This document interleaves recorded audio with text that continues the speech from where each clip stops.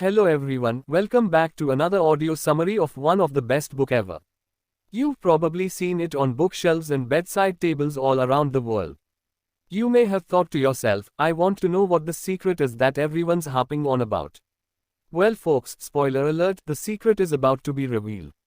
Let's start the book The Secret, Law of Attraction. The secret that's revealed is the so-called law of attraction, which suggests that what we think translates into reality. The law is based on the notion that like attracts like, where we attract what we emit through energy. In essence, it's the boomerang effect, where what we send out comes back to us. According to author Rhonda Byrne, the mind is our most powerful attribute. For better or worse, our thoughts don't just influence our reality, they ultimately govern it. So if you want to invite more positivity into your life, then The Secret might be just the book you're searching for. Or perhaps it's searching for you. Byrne explores how the law of attraction applies to money, health, relationships, as well as how we relate to the world and ourselves. Briefly, we'll explore the law of attraction, how to use it in our lives, and some tips for the journey ahead. The Secret revealed whatever we think and feel is what we'll attract to ourselves. The law of attraction is a pseudo-scientific theory which states that what we think and feel determines what we'll attract in life. Thinking about good health and wealth will attract these very things, causing them to manifest in our lives. However, conversely, fretting over worst-case scenarios counterintuitively brings these negative fears closer to realization. According to Byrne, the law of attraction is based on quantum physics, where like attracts like, and the energy we attract depends on what we emit. The mind is like a magnet, emitting and receiving frequencies to and from the universe. Each thought sends out a signal, which in turn gathers similar frequencies. Here's how our author experienced the power of the law of attraction firsthand. Byrne was at a stressful point in her life. Her father had recently died, and work and relationships were demanding. During this time, she came across a book called The Science of Getting Rich, dating back to 1910.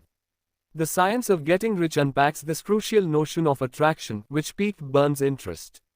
She linked this to the thinking of Ralph Waldo Emerson, philosophers such as Plato, and various religious references. As this started to impact her own life, she decided to travel to America.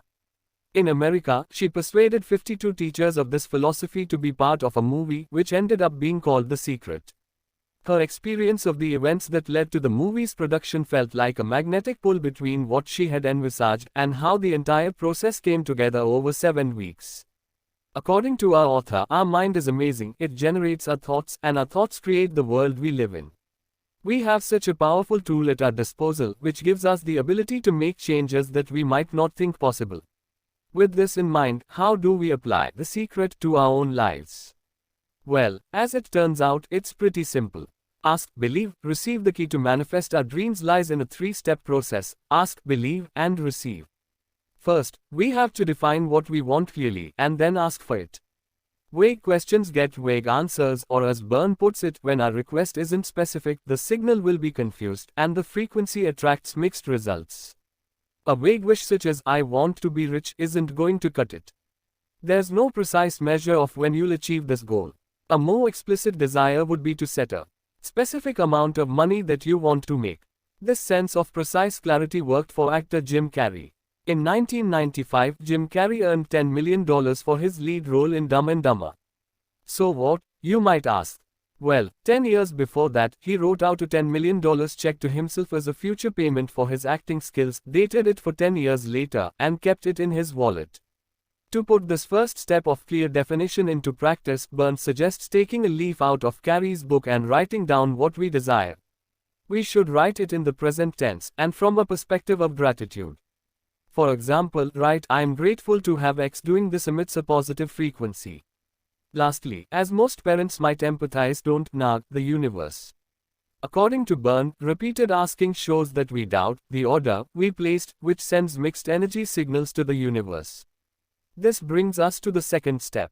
We need to believe that the universe will give us what we ask for.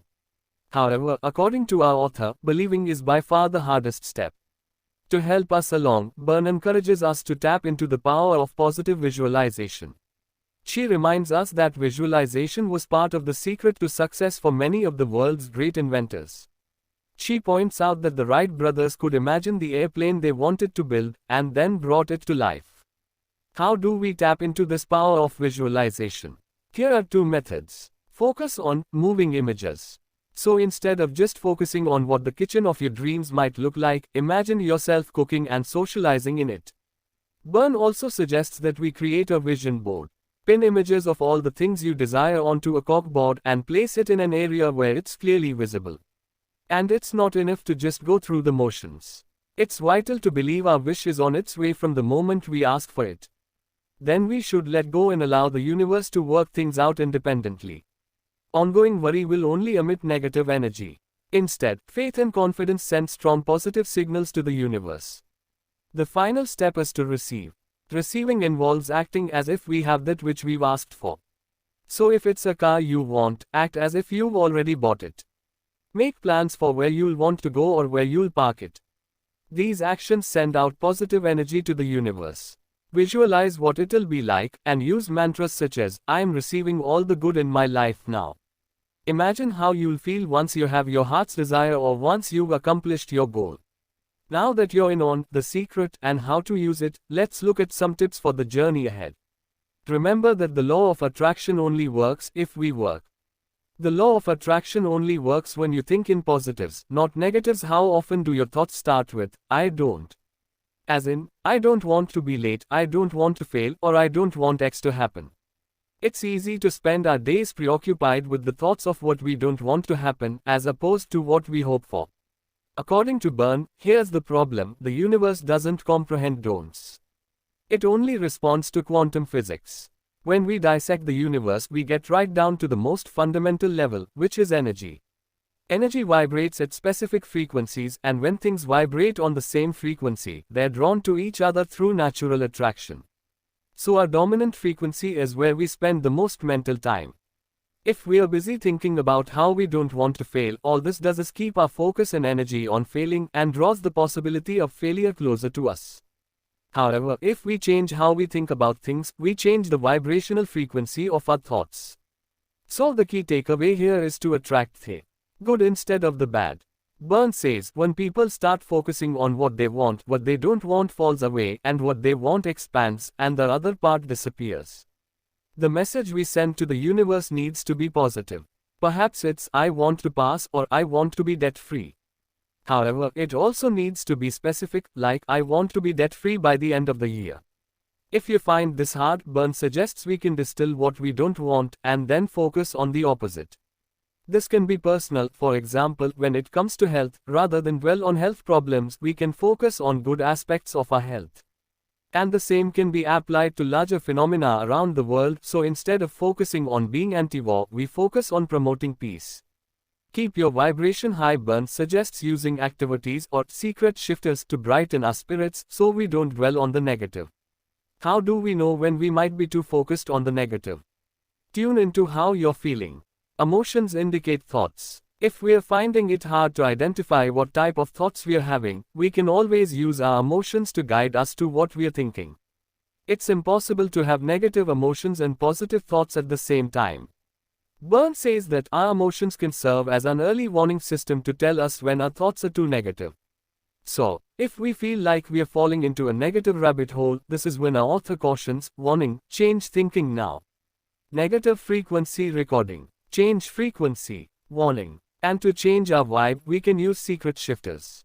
Secret shifters are anything that puts us in a good mood. Whether it's music, thinking of a loved one, or reminiscing about one of our favorite places. Whenever we catch ourselves in a negative downward thought spiral, we can use our secret shifters to help improve our mood and bring our positive thoughts back.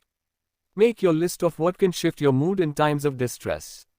Clear your resistance. It often feels as if we are fighting against the universe, and we create a sense that we need to fight for our place within it. But, as the famous psychoanalyst Carl Jung said, what you resist persists. We hold on to bad things that have happened in our past, which keeps us trapped in the wrong frequency. To move away from this, we need to hold on to what we want, loosen the control of our negative thoughts, and open up the future we desire by remembering what the secret holds out for us. If we shift our perspective to see ourselves as being at one with the universe and that our energy is in a complementary flow with that of the universe, we can start to shift. We're an energy field that fits comfortably within a larger supportive energy field. We can begin to feel more connected and less alone and fearful. This connection lowers our need to feel that we are operating with limited resources or competing with others for finite supplies. In conclusion, positive thoughts might not have magical powers, but edging over to the optimistic side of